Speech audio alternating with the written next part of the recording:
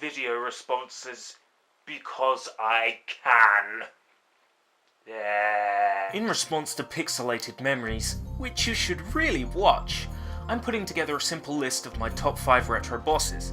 The list that Elliot presented mostly consisted of 16-bit bosses, and bosses he'd fought during his childhood, so I'd like to keep it the same for me too. Unfortunately for me though, while I did play the Mega Drive and NES when I was younger, my actual development as a gamer came into fruition around about the time the Nintendo 64 and the PlayStation were rolled out, so my list will focus on those consoles too.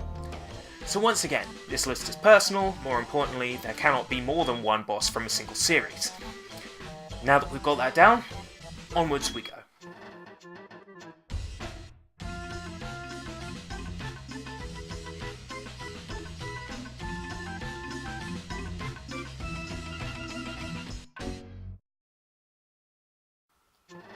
Number 5.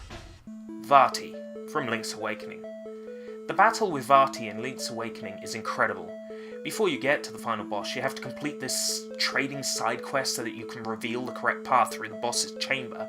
Vati assumes many different forms, all based on enemies and bosses that Link had previously fought throughout the Legend of Zelda series, even a spirit version of Arganim from Link to the Past.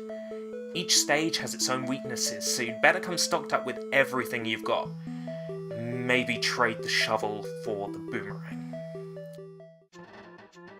Number 4. Versus Metal Sonic, Sonic CD.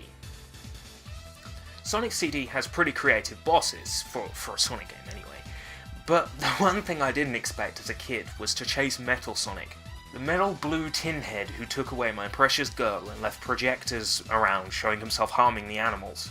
Two things that irritate me a lot: guys who steal my girl, and guys who pretend to injure animals by using high-tech projection equipment.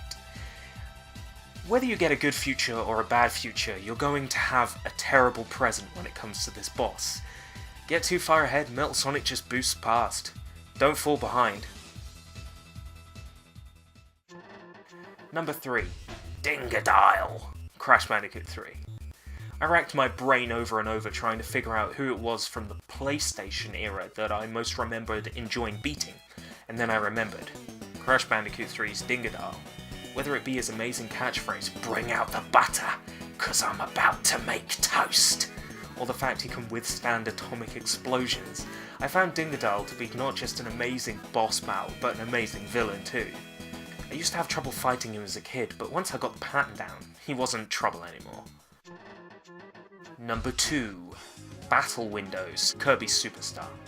This boss appears out of nowhere and completely jars with the rest of the tone. All of a sudden, Kirby is thrust into an RPG. When the monster drops out of the box, attack it with all of your strength. When it attacks, get ready to dodge, evade and block, otherwise you'll be history. Each enemy has its own behaviour, witty status messages and exclusive moves.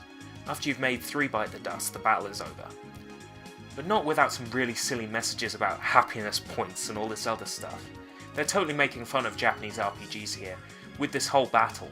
It reminds me of Earthbound with this style of humour. Maybe it comes as no surprise to me then that both games were worked on by HAL. Number 1.